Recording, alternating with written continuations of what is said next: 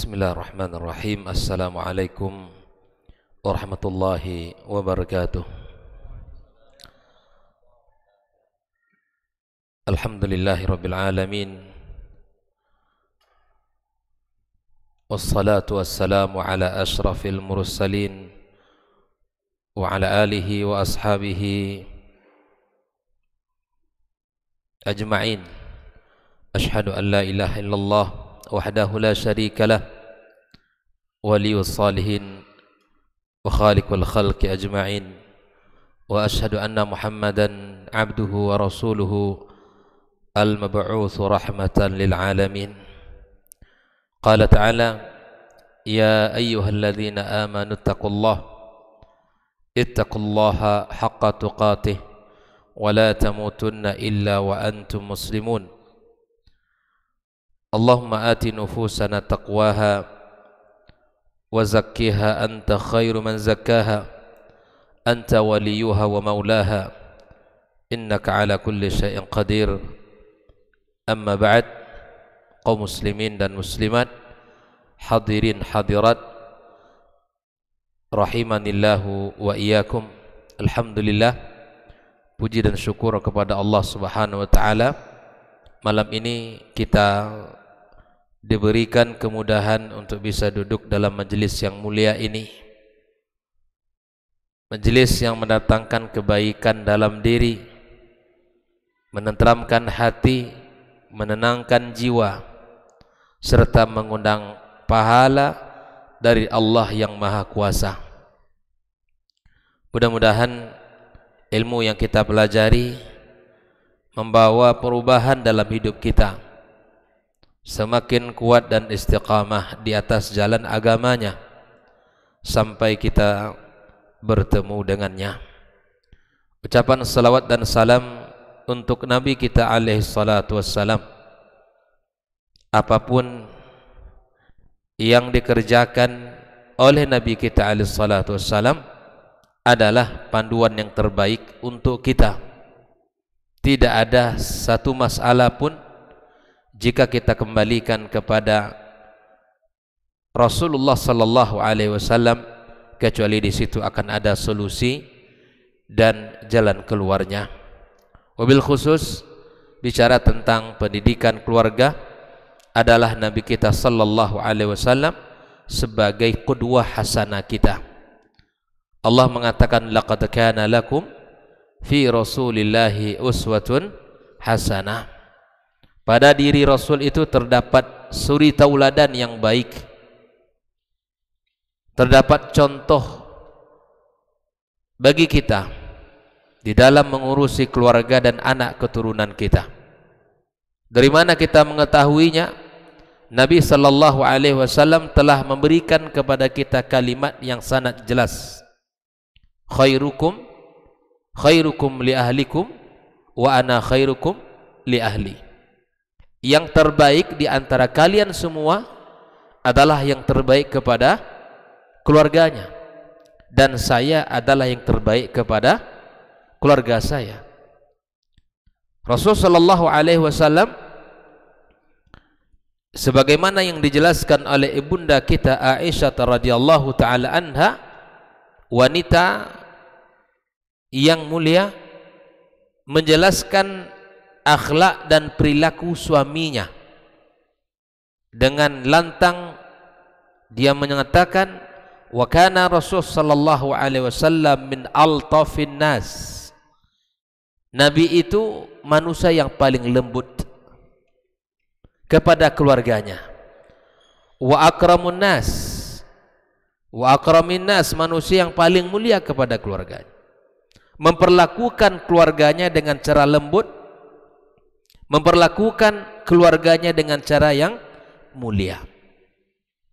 Sehingga Anas menceritakan khadim Nabi sallallahu alaihi wasallam, pembantunya, bahwa Rasul sallallahu alaihi wasallam tidak pernah memukul dengan tangannya kecuali di medan jihad. Tidak pernah memukul wanita, tidak pernah memukul anak-anak. Makanya kalau ada laki-laki yang suka memukul istrinya, yang suka memukul orang rumahnya, maka sungguh ini bukan laki-laki sejati, karena dia laki-laki yang mencintai keluarganya adalah laki-laki yang menyayanginya, bukan memukulnya.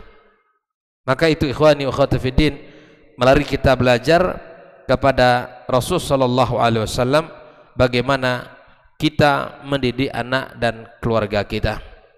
Pada pertemuan sebelumnya, di antara petunjuk Nabi sallallahu alaihi wasallam yang mesti kita jalankan di dalam kehidupan rumah tangga kita adalah ta'limuhum al-ilm asy-syar'i. Orang tua mengajari anak-anak ilmu syar'i. Tugas kita sebagai orang tua adalah mengajari anak kita, mendidik mereka dengan pendidikan ilmu syar'i. Adalah sangat fatal kalau seandainya ada orang yang mengatakan bahwa pendidikan ilmu syar'i itu cukup dipelajari di sekolah. Tidak. Tapi sebagaimana yang dijelaskan oleh para ulama bahwa rumah merupakan lembaga pertama bagi anak kita, berarti rumah harus menjadi sumber ilmu. Ustaz, saya tidak banyak ilmu dalam agama. Iya, mungkin kita bukan bidangnya, tapi ilmu dasar itu kita pasti punya dan faham. Maka ajari dasar-dasar rukun Islam, sampaikan ke anak kita. Rukun iman, sampaikan ke anak kita. Makanya orang tua harus terlebih dahulu menjadi pendidik, berilmu terlebih dahulu sebelum mengajari anak-anaknya. Sebagaimana fungsinya seorang laki-laki itu, Allah menyebutkan ar-rijalu qawwamuna 'alan nisa'i. Di antara makna qawwam adalah ternyata dia sebagai berfungsi mendidik di rumahnya, sebagai guru bagi anak-anaknya, bukan hanya sebagai ayah yang tempat dia bersandar, tempat dia meminta, ya, dan sebagai tempat untuk mencukupkan segala kebutuhan rumah, tapi ayah juga sebagai pendidik. Maka tugas kita pada pertemuan sebelumnya, pada pembahasan yang ke-10, ta'limuhum at-ta'lim asy-syar'i, mengajarkan anak-anak kita pengajaran ilmu syar'i. Kalau kita melihat kepada dalil-dalil, sungguh sangat banyak. Allah mengatakan pada ayat atau firman yang pertama turun kepada Nabi sallallahu alaihi wasallam adalah perintah untuk membaca. Iqra bismi rabbikal ladzi khalaq. Kemudian Allah juga menyebutkan, qul hal yastawil ladzina ya'lamuna wal ladzina la ya'lamun. Tidaklah sama orang yang berilmu dengan orang yang tidak. Tidak akan sama keluarga yang berilmu dengan keluarga yang tidak berilmu. Tidak akan sama kehidupan rumah tangga yang disinari oleh ilmu dengan rumah yang tidak mencintai ilmu. Tidak akan sama hasilnya. Maka dari sekarang ya, kita dorong diri kita, keluarga kita untuk selalu ya belajar dan semangat untuk mencintai dan belajar ilmu ini. Kaum muslimin dan muslimat rahimakumullah, malam ini kita akan melanjutkan di antara tugas kita sebagai orang tua, di samping mengajarkan ilmu syar'i, adalah ta'limuhum hirfatan syarifatan yaktasibuna minha. Di samping kita bekali anak kita dengan ilmu syar'i, maka sebagai orang tua juga membekali anak-anak kita dengan dasar-dasar skill, ya, dibekali mereka dengan kemampuan-kemampuan yang bisa ia gunakan nanti saat dia sudah dewasa. Ini jadi tugas kita, bukan hanya sekedar mengajarkan ilmu syar'i, tapi anak-anak kita latih mereka ya sebuah skill atau sebuah kemampuan, sehingga dengan kemampuan yang kita ajarkan itu, dengan skill yang kita ajarkan itu, kalau bahasa hari ini entrepreneurnya, kalau disebut oleh orang hari ini entrepreneur, kita ajari mereka.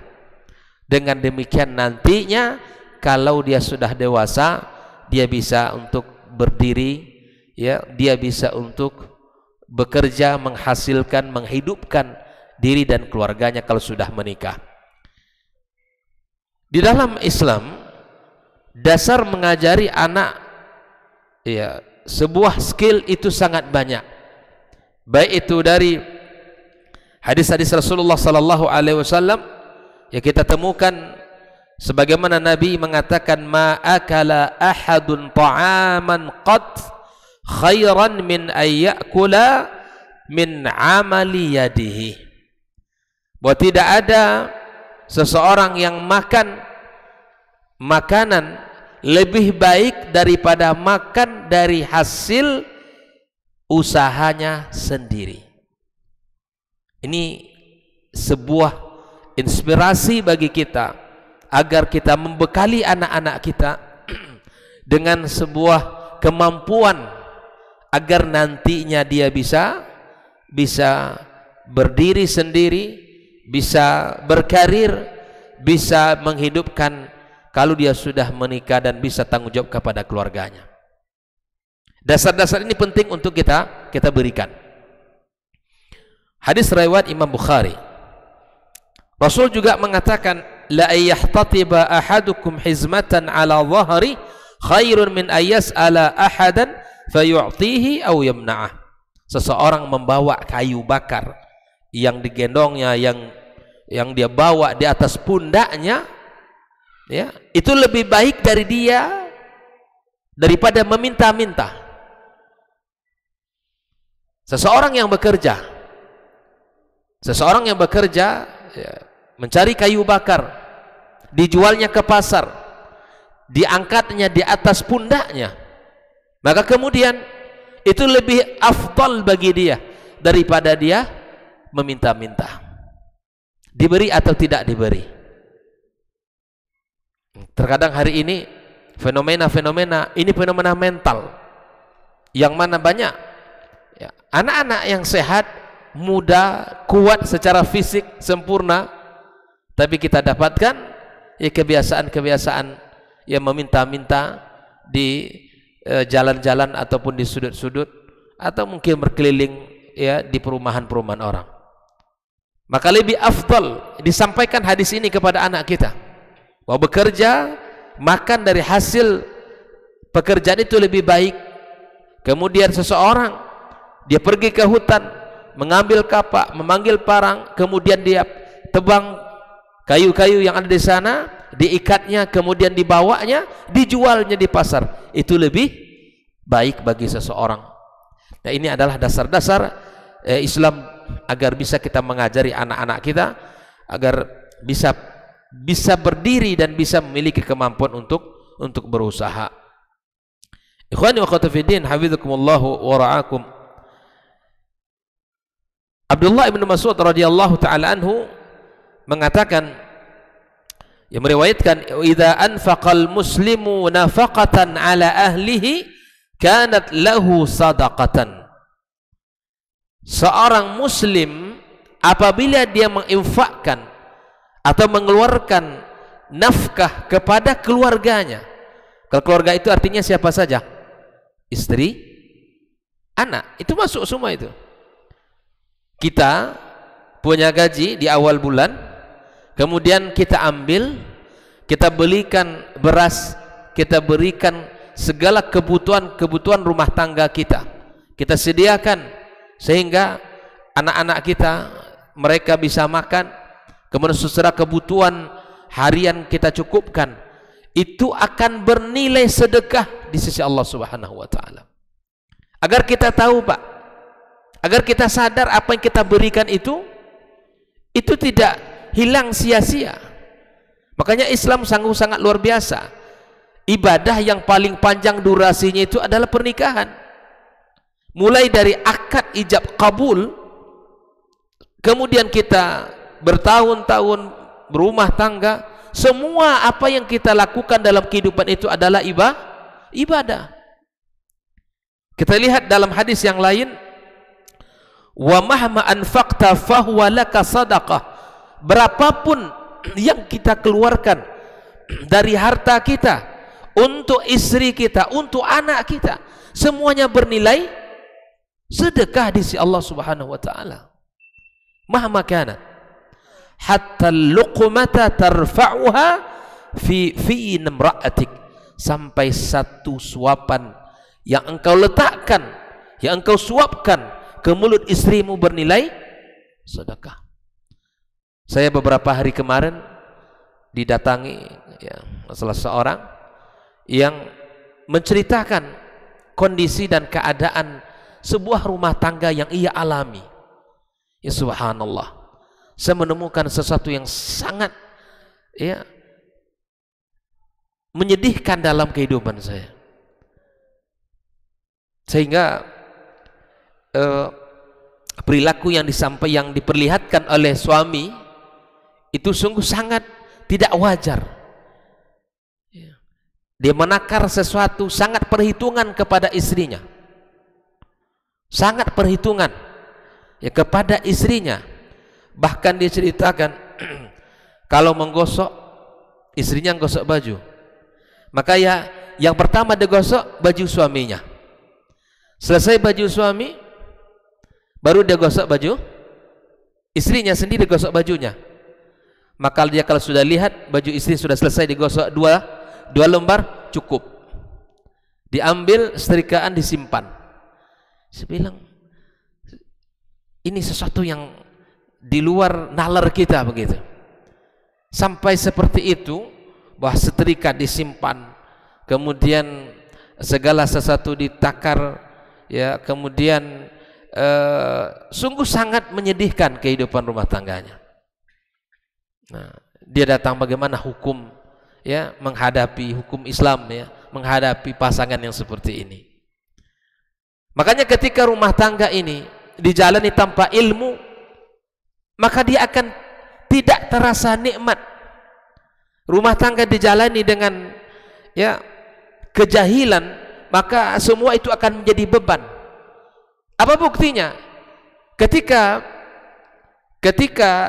suami memberikan kepada istrinya perhitungan, padahal dia makan di situ. Saya bilang, apa suaminya punya pekerjaan, punya penghasilan? Punya. Dia punya beberapa hektar sawit yang kemudian saya mendapatkan laporan dari ponaan-ponaan dia, ternyata 1 bulan itu sekian, dan seterusnya. Ala kulli hal, ibrah, semoga ini bisa menjadi pelajaran bagi kita bersama. Ketika kehidupan rumah tangga tidak dilandaskan kepada ilmu, maka dia tidak akan bernilai dan tidak akan merasakan betapa nikmatnya berumah tangga. Kalau kita tidak paham hadis ini, kaum muslim dan muslimat, barangkali mungkin dia punya cerita atau ke teman-teman yang memberikan, kalau istri tidak boleh terlalu dikasih uang, nanti kalau terlalu dikasih nanti melunjak. Mungkin ada orang-orang yang memberikan masukan-masukan seperti itu. Istri tidak boleh terlalu dimanjakan, istri tak boleh diberikan uang lebih, cukup apa yang ada. Ini kan hal-hal yang terkadang seakan-akan benar, bijak, tapi ini mau rusak. Untuk siapa lagi uang yang kita dapatkan dari hasil pekerjaan kita? Untuk siapa lagi kalau bukan untuk diri kita dan keluarga kita? Untuk siapa lagi coba? Tapi kemudian ada orang-orang yang bakhilnya luar biasa, perhitungannya sangat ketat kepada keluarganya. Dan saya menemukan bukan sekali dua kali kasus, tapi itu sangat banyak saya temukan. Lagi-lagi memang kembalinya adalah kepada ketidaktahuannya tentang syariat, keutamaan menafkahi dan memberikan istri. Dianggap istrinya beban, Pak. Dianggap istrinya beban, memberikan uang itu dianggap beban. Padahal syariat mengatakan dia bernilai sedekah. Kaum muslimin muslimat rahimakumullah.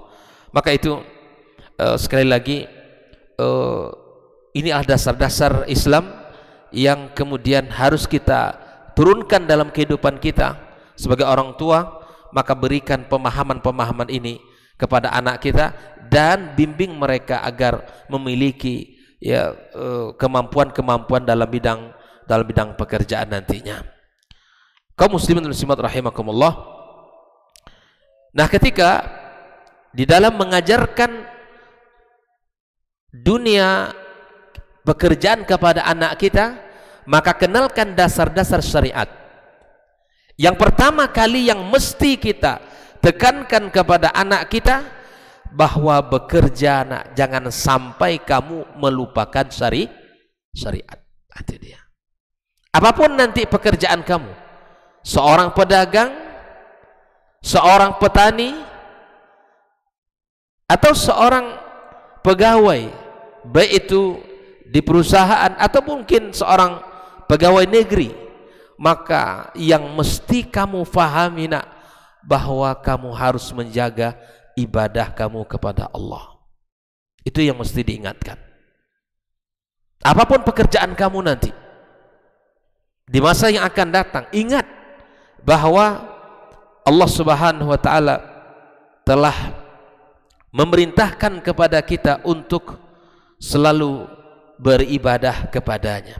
Yang kedua, hal yang mesti kita ajarkan di saat kita mendidik entrepreneur anak kita, skill untuk bisa dia berusaha dan bekerja nantinya.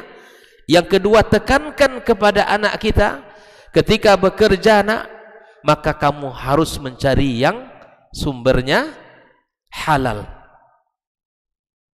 Setinggi apapun gaji kamu dijanjikan oleh sebuah perusahaan, tapi ada syariat yang kamu langgar, maka pilih agamamu nak, tinggalkan pekerjaan duniamu. Karena kalau engkau pilih pekerjaanmu dan engkau langgar syariat Tuhanmu, mungkin engkau kaya, tapi bisa jadi engkau jauh dari Allah Subhanahu wa taala. Rezeki tidak berkah, hidup berantakan, kemudian engkau tidak tahu kemana kiblatmu. Makanya ketika engkau dihadapkan untuk sebuah pekerjaan, maka lihat adakah syariat Allah yang dilanggar di situ. Tekankan betul bahwa carilah rezeki yang halal, tinggalkan rezeki yang haram. Apabila kita dalam sebuah pekerjaan itu berbenturan antara syariat dengan kebutuhan dunia kita, maka tinggalkan, walaupun ya menggiurkan, tapi pilihlah apa yang disukai oleh Allah Subhanahu wa ta'ala. Karena hari ini Pak, banyak orang tua yang tidak peduli dengan halal haram. Yang penting kamu bisa bekerja, kamu punya gaji, di mana saja kamu bekerja itu tidak penting. Yang penting anakmu dan istrimu, ya, keluargamu bangga dengan pekerjaanmu. La haula wala quwata illa billah. Ini sesuatu yang harus kita hindari dalam hidup ini. Walaqad dzakarallahu fil Qur'ani ma yahussul insan ala talabir rizqi minal halal.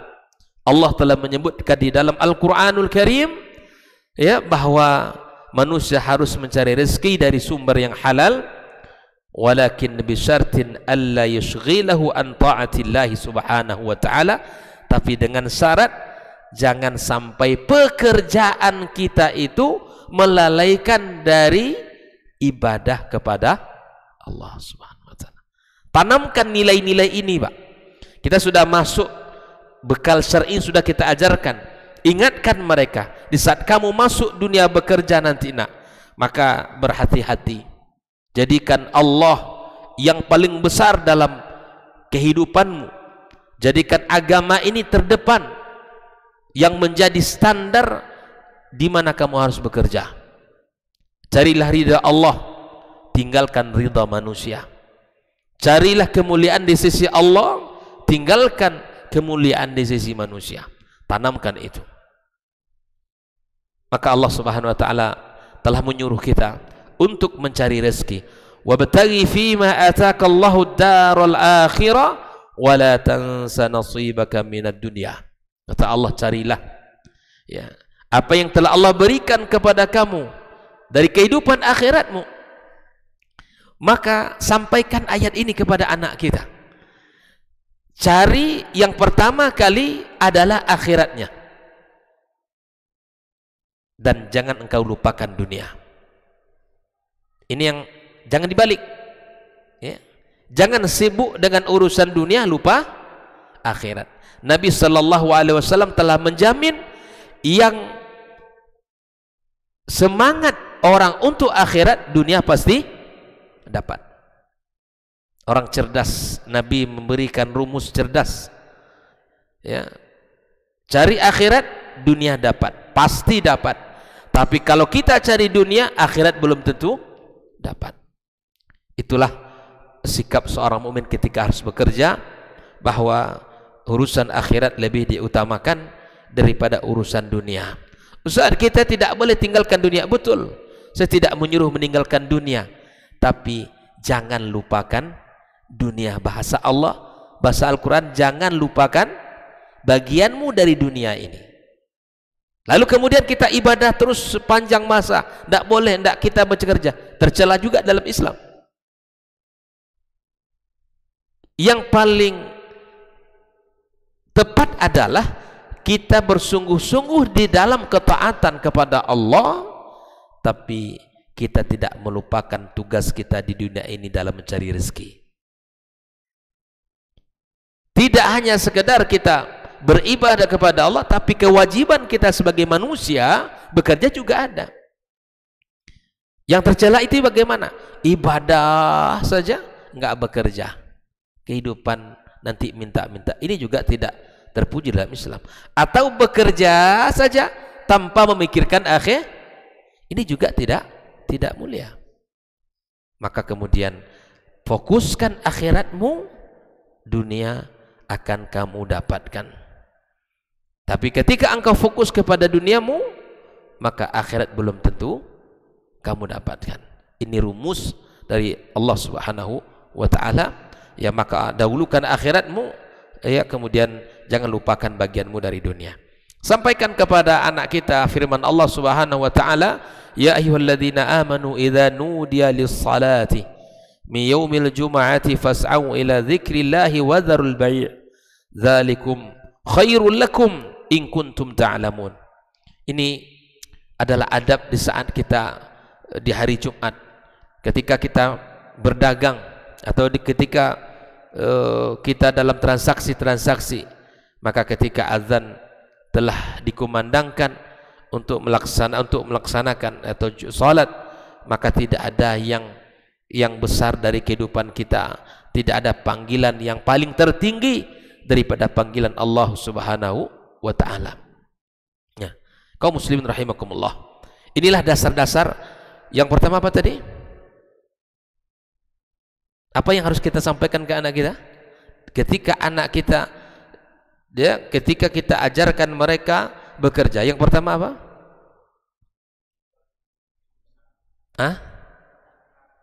Kejar akhirat, jangan lupakan. Nah tadi yang pertama dalam bekerja, bagian mengajar ilmu syar'i adalah pembahasan pada bulan yang lalu. Di saat kita harus mengajarkan kepada anak kita tentang entrepreneur, tentang sebuah skill pekerjaan, ketika nanti dia masuk dalam dunia pekerjaan, apa yang pertama harus kita ingatkan? Lupa kita, belum keluar dari majelis lagi. Apa tadi bang? Dicatat enggak? Ada catat enggak?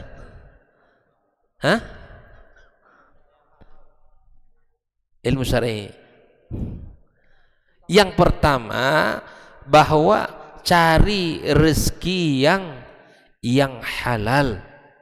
Ketika kita ajarkan mereka, anak-anak kita dorong mereka untuk memiliki skill, kemampuan bekerja, maka yang pertama kali yang mesti kita tanamkan ke mereka adalah cari pekerjaan atau sumber rezeki yang halal, tinggalkan yang. Ketika berbenturan dalam pekerjaan kita, ya, syariat Allah terabaikan, tapi pekerjaannya menggiurkan, maka tinggalkan, ya, pekerjaan yang menggiurkan, pilih syariat Allah Subhanahu wa ta'ala. Yang kedua apa? Apa? Di saat kita, ya, bekerja, maka jangan sampai kita dilalaikan oleh pekerjaan kita, ya, dari ketaatan kepada Allah. Ini kedua. Silakan bekerja, beraktivitas, pedagangkah, petanikah, pegawai, silakan, asal sumbernya halal, lakukan. Tapi di saat bekerja jangan lalai untuk beribadah kepada Allah. Jaga salat 5 waktu dimanapun kamu berada, nak. Ini adalah syariat. Di saat azan dikumandangkan, tidak ada panggilan yang paling tertinggi daripada panggilan Allah Subhanahu wa ta'ala. Urusan duniamu tinggalkan, pekerjaan duniamu hentikan, karena tidak ada yang paling besar daripada panggilan Allah Subhanahu wa ta'ala. Kaum muslimin dan muslimat rahimakumullah. Nah, yang ketiga, disampaikan kepada anak kita bahwa ketika kita sudah bekerja dan kemudian di saat kita punya uang atau penghasilan, maka sampaikan pula bahwa rezeki itu adalah pemberian Allah. Maka pada rezeki kita itu ada hak diri kamu, ada hak keluarga kamu. Diajarkan anak kita dari sekarang, Pak Dermawan, diajarkan mereka ini memiliki pemahaman bahwa di dalam harta kita itu ada banyak kebaikan yang akan kita dapatkan apabila harta itu kita gunakan di jalan Allah Subhanahu wa ta'ala. Ajarkan anak kita, kenalkan ke mereka, kalau kamu nanti kaya, nak, maka jadikan dengan harta yang Allah titipkan padamu untuk mendapatkan ridhonya Allah Subhanahu wa ta'ala. Jangan diajarkan mereka pelit dan kikir. Jangan diajarkan mereka menjadi orang yang bakhil. Lihat, nak, kamu bekerja, punya penghasil nanti, maka kalau ada, ya, rezeki nanti, jadikan dia di jalan Allah Subhanahu wa ta'ala. Ini yang ketiga. Ajarkan ke anak kita pemahaman agar dia menginfakkan dari hartanya, agar ia wakafkan dari hartanya di Allah Subhanahu wa ta'ala. Jangan diajarkan mereka pelit, tidak peka dengan kehidupan sosial, tidak peka dengan keluarga yang membutuhkan, jangan. Tapi ajarkan dia menjadi orang yang dermawan. Sampaikan bahwa Rasulullah SAW adalah qudwah hasanah kita yang sangat dermawan. Ajarkan ke mereka, pahamkan itu. Karena kalau kita tidak tanamkan itu, bisa jadi akan menjadi orang yang pelit, bahkan kepada keluarganya, kepada anak dan istrinya. Rasulullah sallallahu alaihi wasallam mengatakan, afdalus sadaqah ma taraka ghinan wal yadul ulya khairun min yadis suflah. Di sedekah yang baik itu ukurannya bukan sekadar memberi, tapi ketika kita memberi itu mencukupi kebutuhan orang, selesai urusannya. Jelas ya? Kalau memberi itu memberi yang orang itu dengan pemberian kita selesai masalahnya. Artinya sebaik-baik sedekah itu, ya. Makanya sedekah bukannya sekedar, ya, memberi, tapi kalau kita ingin yang paling afdal adalah sedekah yang jika kita berikan dari harta kita, orang itu cukup kehidupannya, cukup, ya, apa yang ia butuhkan selesai dengan pemberian kita. Dan tangan yang di atas lebih baik dari tangan yang di bawah. Artinya orang memberi itu jauh lebih mulia daripada orang yang meminta. Nah, ini kan dasar-dasar mental agar sehat. Jangan mental peminta, jangan mental selalu membawa proposal gitu, tapi mental yang kuat, mental yang selalu ingin memberi walaupun ya sesuai dengan kemampuan yang kita punya. Wabda biman ta'ul. Nah, ini pesan Nabi kita begini. Mulai, kalau sedekah itu mulai dari orang yang menjadi tanggung jawab kamu. Siapa? Keluarga. Ini ada orang keluar dermawan, Pak. Jor-joran keluar, asal dipanggil bos di luar keluar duit. Bos, 100.000. Bos, 100.000. Tapi istrinya panggil bos di rumah tak keluar. Ini ada manusia seperti ini. Suka, sangat banyak, Pak. Orang kalau di luar senang sekali itu kalau dipanggil bos keluar nanti duit. Ini salah. Ini salah. Kata Nabi, wabda biman ta'ulu. Mulai dari orang yang menjadi tanggung jawab kamu di rumah. Apa? Keluarga kita. Pulang kita dapat rezeki, ini bunda, lebihkan istri kita. Senang di istri kita, Pak, dia akan urus anak-anak kita. Bahagia istri kita dengan kita, ya, maka anak kita akan selesai diurus sama dia. Dia ibarat mata rantai, ya. Kita, istri kita, anak kita, iya kan? 3 mata rantai yang tak boleh putus. Kalau ingin anak kita ini diurus oleh istri kita, maka perhatikan istri kita. Dia akan berikan perhatian kepada anak kita. Jadi Nabi menyuruh kita untuk memberi itu adalah kepada orang yang paling terdekat kita, istri kita, ya, bukan orang yang di luar sana. Makanya ada yang bertanya, Ustaz, bagaimana hukum memberi di jalan-jalan? Ya, hukum memberi, hukum asal memberi itu boleh saja. Tapi yang paling afdal untuk kita beri siapa? Orang karib kerabat kita yang kita kenal. Itu yang paling afdal. Dimulai yang paling terdekat, baru yang paling jauh. Yang di luar sana kita tidak tahu orangnya siapa. Maka kalau kita ingin, mulai dari orang yang paling terdekat, keluarga kita, mungkin anak-anak dan saudara-saudara kita, atau tetangga-tetangga kita, mulai dari situ. Ya. Makanya ikhwan akhwat fiddin, kalau kita lihat ya bahwa hari ini ya, maka kemudian kita harus sadar bahwa kita harus memulai dari orang yang paling terdekat dengan kita adalah keluarga kita. Wabda biman ta'ul, kata Nabi SAW. Kemudian di dalam sebuah hadis ya, disebutkan oleh Ka'ab ibn Ujra, dia berkata, marra 'ala Nabi SAW rajulun far'a ashaba Rasulullah SAW min jildihi wa nasatihi faqalu. Dan seseorang melewati Nabi SAW, kemudian dia melihat para sahabat-sahabat Nabi yang sungguh-sungguh bekerja, ya.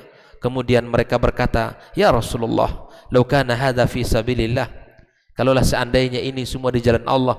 Faqala Rasulullah SAW, in kana kharaja yas'a ala auladin sigharin fahuwa fi sabilillah, wa in kana kharaja yas'a ala abawaini shaykhaini kabiraini ya fahuwa fi sabilillah, wa in kana yas'a ala nafsihi ya'ifuha fahuwa fi sabilillah, wa in kana kharaja riya'an mufakharatan fahuwa fi sabili syaitan. Melihat sahabat-sahabat Nabi yang bekerja, maka mereka bertanya, faqalu ya Rasulullah, law kana hadza fi sabilillah, apakah yang kami kerjakan ini semuanya bernilai di Allah Subhanahu wa taala? Maka kemudian Nabi mengatakan, orang yang keluar bekerja untuk menghidupkan anaknya, ya, kemudian ini semua di jalan Allah Subhanahu wa taala.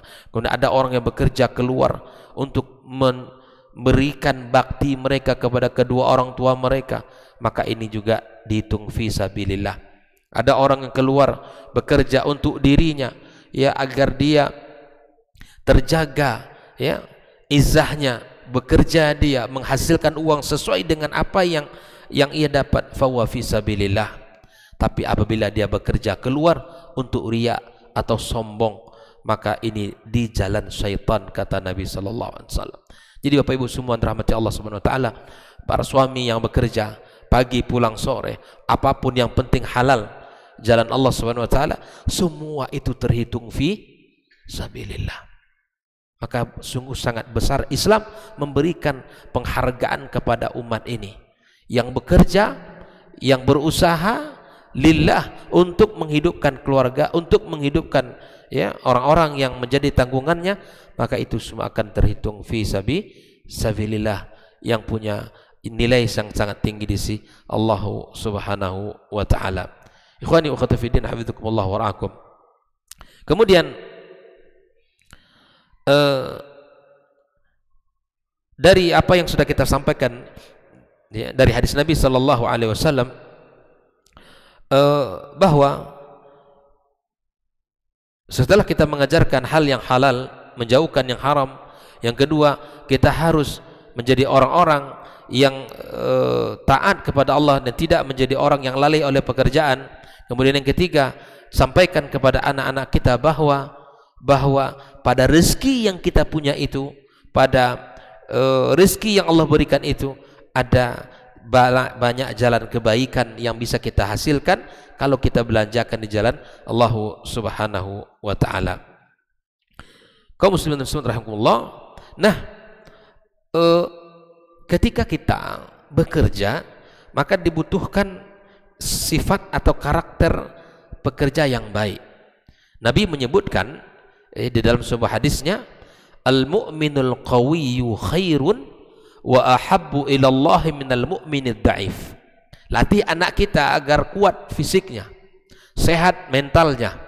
Latih ya, ajak dia untuk bergerak ya, kemudian latih olahraga ya, sehingga tubuhnya kuat ya, fisiknya kuat. Karena Nabi mengatakan al-mu'minul qawi, mu'min yang kuat lebih disukai dan dicintai Allah dari mukmin yang lemah. Wa fi kullin khair, pada setiapnya ada kebaikan. Ya, mukmin yang lemah ada kebaikan, mukmin yang kuat ada kebaikan, tapi yang lebih kuat itu lebih baik. Ihris ala manfa'uka wasta'in billah, maka bersungguh-sungguhlah kamu pada hal yang mendatangkan manfaat untuk dirimu dan minta tolonglah kepada Allah. Wala ta'jaz, jangan engkau lemah ya. Wa in asabaka syai'un fala taqul law anni fa'altu kana kadza wa kadza. Kalau kamu ditimpa oleh sesuatu dalam hidupmu ya, tidak sesuai dengan perencanaanmu, maka jangan engkau katakan andai aku lakukan ini dan ini maka hasilnya begini dan begini. Tapi katakan, kata Nabi, walakin qul qadarallah wa ma syaa fa'al. Allah telah menetapkan sesuatu dan Allah berkehendak ya atas menetapkannya. Fa inna law taftah amal syaitan, karena andai-andai ya, andai begini andai begitu, itu membuka ya pintu syaitan, membuat kita putus asa, kemudian iman kita semakin menurun, semangat kita semakin lemah, akhirnya kita ya menjadi orang yang hilang harapan ya kepada Allah Subhanahu wa taala. Kaum muslimin muslimat rahimakumullah. Jadi didik anak kita agar fisiknya kuat, apalagi laki-laki khususnya.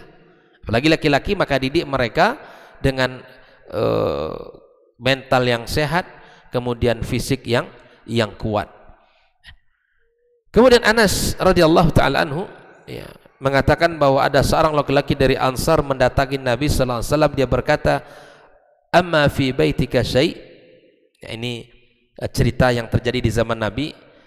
Dia bertanya kepada Rasul, tidak adakah sesuatu yang bisa dimanfaatkan di rumahmu? Kata laki-laki ini, qala bala, ya, qala bala, ada.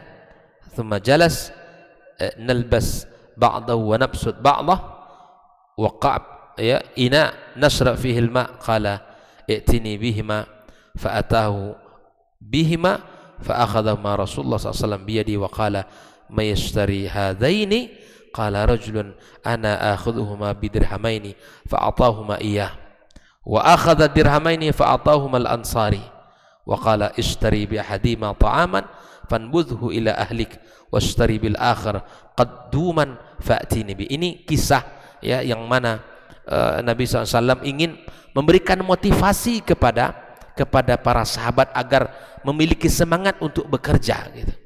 Tidak semangat untuk hanya ia memberi. Nabi saja, Pak, ya, Nabi saja memberikan motivasi kepada orang.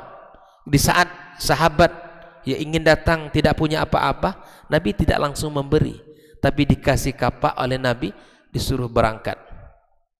Bisa sebetulnya diberi, bisa diberikan sedekah, dibuat, kalau bahasa kita donasi bisa, tapi ini tidak mendidik mental. Karena ada orang yang suka meminta tapi tidak mau bekerja. Yang diinginkan oleh Nabi, diajarkan bahwa berikhtiarlah, berusahalah, bekerjalah, tapi kemudian hasil akan kamu terima nantinya, ya, dan baru kamu rasakan betapa indahnya ya mendapatkan hasil dari keringat sendiri. Kita dengarkan azan sunnah. Allah Ta'ala bersama.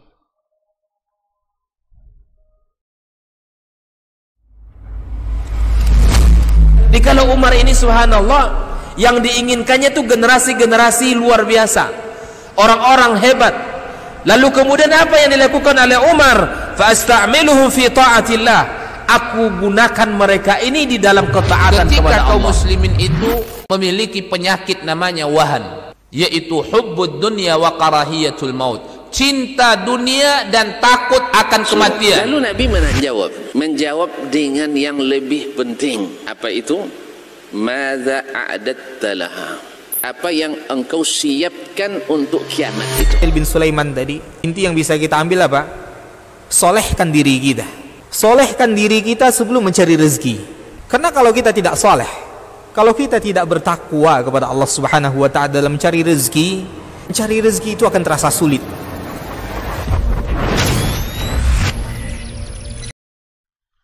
Orang yang keluar dari rumahnya menuju rumah Allah untuk menuntut ilmu syar'i, maka sungguh dia sedang berjalan di jalan ilmu, dan itu akan memudahkannya untuk menuju surga Allah Subhanahu wa Ta'ala.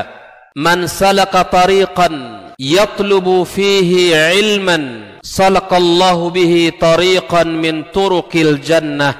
Barang siapa yang menempuh sebuah jalan yang ditempuhnya adalah jalan menuntut ilmu, maka Allah akan mudahkan jalannya untuk menuju surga Allah Subhanahu wa Ta'ala. Orang yang berangkat ke masjid untuk menuntut ilmu syar'i dianggap sebagai jihad fi sabilillah. Nabi alaihi salatu wassalam bersabda, "Man dakhala masjidana hadza," barang siapa yang memasuki masjid kami ini, yakni Masjid Nabawi, liyata'allama khairan, untuk belajar atau mempelajari kebaikan, au yu'allimuhu, atau dia mengajarkan kebaikan, kal mujahidi fi sabilillah, adalah seperti orang yang berjihad di jalan Allah. Mudah-mudahan kehadiran kita di rumah Allah yang mulia ini, tujuan kita hanya satu, untuk mencari ridha Allah tabaraka wa ta'ala. Mudah-mudahan ilmu yang kita pelajari, ilmu yang memberikan keberkahan, yang menerangkan jalan kita dan senantiasa menjaga kita di jalan Allah Subhanahu wa Ta'ala.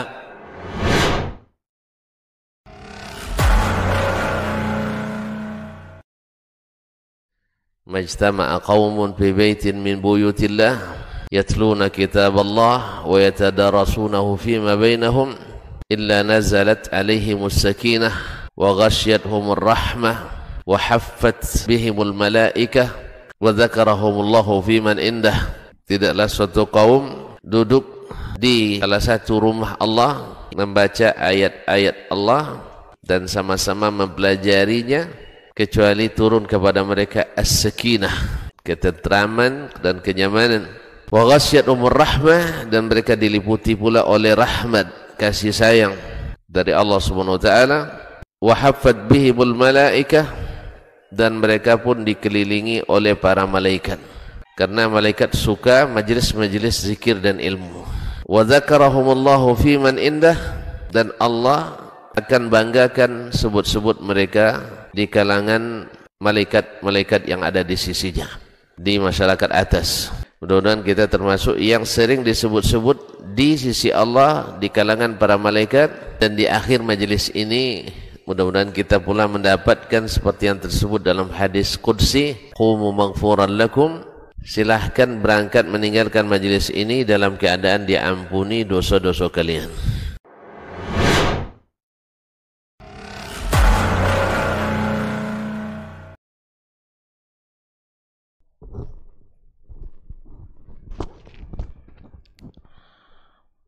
Bismillahirrahmanirrahim. Kita lanjutkan bahwa kisah yang disebutkan oleh Anas ini adalah walaupun hadisnya fihi maqal, bahkan sebagian ulama adalah mendaifkan, tapi makna daripada kisah ini adalah ketika salah seorang datang kepada Nabi sallallahu alaihi wasallam meminta sesuatu.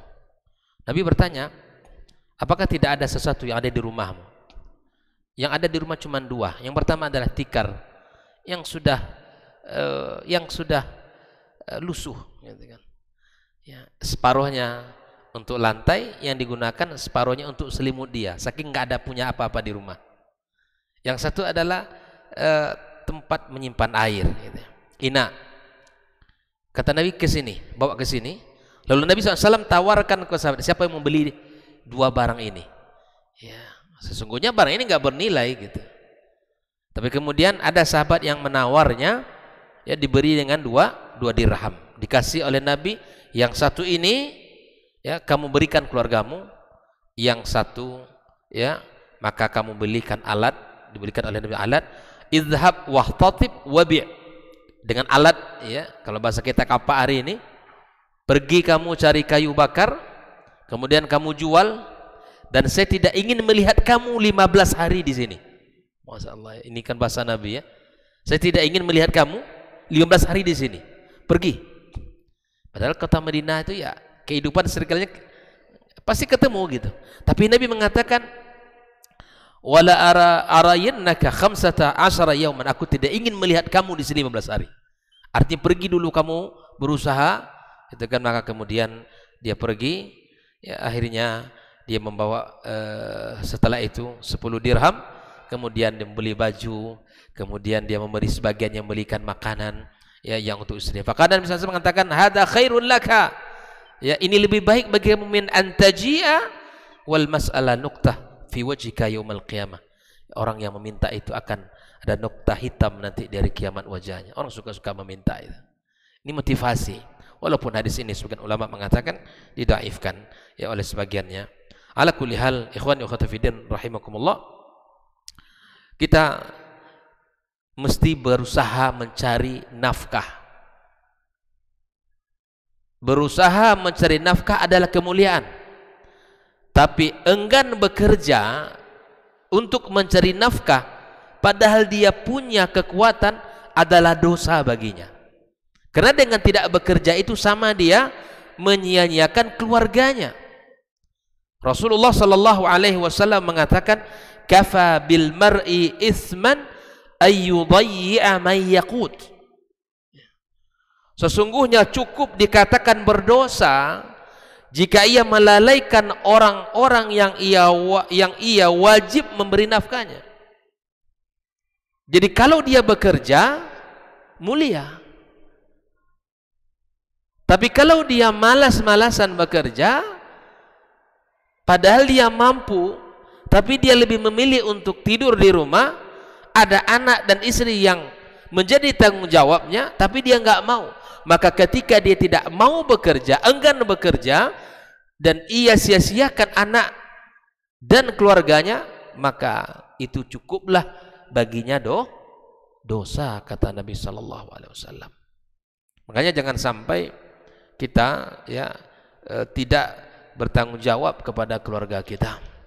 Ya, bekerjalah sesuai dengan kemampuan kita, bawalah rezeki ke rumah kita. Nah, ingat bahwa nafkah, kita bekerja mencari nafkah itu adalah pahala di sisi Allah Subhanahu wa taala.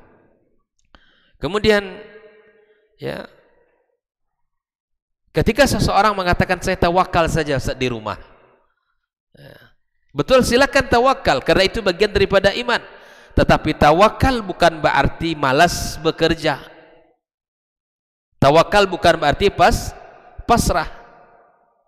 Makanya di zaman Umar bin Khattab radhiyallahu taala anhu, Umar kalau ada melihat pemuda-pemuda yang tidak bekerja untuk dunia atau juga tidak beribadah untuk kehidupan agamanya, maka ini dikejar oleh Umar radhiyallahu taala anhu. Sangat tidak suka seorang muslim yang tidak mengerjakan pekerjaan dunianya atau juga tidak melakukan ibadah untuk dirinya. Maka itu ikhwan wa akhwati fiddin, hafizakumullah wa ra'akum, walaupun rezeki kita telah dijamin oleh Allah Subhanahu wa taala, tapi rezeki mestilah kita berikhtiar untuk menjemputnya. Allah Subhanahu wa taala telah katakan, wa ma min dabatin fil ardi illa 'ala Allahi rizquha, wa tidak ada satu binatang pun yang ada di muka bumi ini kecuali telah ditanggung oleh Allah Subhanahu wa taala rezekinya. Namun ini harus kita jemput dengan berusaha dan bekerja. Seperti mana dikatakan oleh Imam Ibnu Hajar Al-Asqalani, hal ini bukan berarti seseorang boleh meninggalkan usaha, boleh meninggalkan pekerjaannya, bersandar pada apa yang diperoleh makhluk lain, kemudian meninggalkan usaha dan pekerjaannya. Ini adalah sesuatu yang tercela. Jadi jangan mengandalkan orang nanti ngasih dia, tapi Anda berusaha bekerja mendapatkan menjemput rezeki Allah Subhanahu wa taala itu tersebut. Dalam sebuah sabda Rasulullah SAW juga mengatakan, innallaha ja'ala rizqi tahta dhilli rumhi, bahwa Allah Subhanahu wa taala menjadikan rezekiku di bawah bayangan tombakku. Ini sebuah isyarat tentang kita untuk menjemput rezeki kita. Berusahalah, bekerjalah sesuai dengan apa yang kita bisa. Lakukanlah sesuatu yang bisa membuat kita bisa tegak tulang punggung kita, dan kita bisa menjaga izah diri kita, sehingga kita bisa tidak meminta-minta kepada orang lain. Ikhwani wa akhwati fiddin, hafizakumullah wa ra'akum. Maka sekali lagi pahamilah, setiap jiwa tidak akan mati sebelum rezekinya sempurna di dunia ini. Yakini itu, bahwa ajal sangat terikat kuat dengan rezeki. Seseorang tidak akan meninggal dunia sampai rezekinya sempurna dia dapatkan. Kejar terus, kejar terus, usaha terus, sampai Allah sempurnakan rezeki kita. Yang kedua, bahwa sekali lagi carilah pekerjaan yang halal dan jauhkan dari pekerjaan yang diharamkan Allah Subhanahu wa taala. Kemudian jangan sampai pekerjaan itu melalaikan kita dari ketaatan dan zikir kepada Allah Subhanahu wa taala. Yang keempat, carilah keberkahan di dalam rezeki kita itu. Carilah keberkahan bukan jumlah yang banyak saja, tapi yang paling utama adalah mencari keberkahannya. Ingat bahwa Rasulullah sallallahu alaihi wasallam mengatakan, ayyul qasbi atyab, qala amal ar-rajuli biyadi. Pekerjaan yang paling baik adalah pekerjaan yang ia kerjakan, yang ia lakoni, dan kemudian dia mendapatkan uang. Itu adalah hasil yang paling baik, wa kullu bai'in mabrurin, dan setiap jual beli yang baik itu akan diberkahi oleh Allah Subhanahu wa taala. Ada perkataan yang luar biasa menarik dari Syekhul Islam Ibnu Taimiyah. Beliau menyebutkan, wal qalilu minal halali yubarak fihi wal haramul katsiru yadhhab wa yamhaquhu Allah taala. Sedikit rezeki yang sedikit tapi halal akan diberkahi Allah Subhanahu wa taala, daripada rezeki yang banyak tapi haram. Allah Subhanahu wa taala akan hilangkan dan bahkan Allah cabut rezeki itu darinya. Maka yang kita cari apa tadi? Keberkahan dari rezeki kita. Dapat rezeki untung dagang, alhamdulillah, kita puji Allah Subhanahu wa taala. Kemudian yang terakhir, jauhkan diri dari pekerjaan-pekerjaan yang tercela seperti meminta-minta. Ini sekarang sudah menjadi profesi. Jadi profesi meminta-minta, jangan. Tapi jadilah orang yang selalu bekerja dan berusaha, ya, sehingga kita menjadi orang yang mulia. Ada satu hadis, ya, yang kita bacakan. Hadis ini riwayat Imam Bukhari dan Muslim. Ma yazalur rajulu yas'alun nasa hatta ya'tiya yaumal qiyamati laisa fi wajhihi muz'atu lahmin. Ya, Nabi mengatakan, jika seseorang meminta-minta, mengemis, ya, pada manusia, maka ia akan datang pada hari kiamat kelak tanpa memiliki, ya, sekeping daging di wajahnya. Inilah akan hinanya orang-orang yang selalu minta-minta, ya, kepada manusia. Oleh itu, ikhwani wa akhwati fiddin, mari kita berusaha menjadi orang yang selalu bekerja, dan yang terpenting adalah mendapatkan rezeki yang halal dan berkah. Wallahu ta'ala a'lam bis-shawab.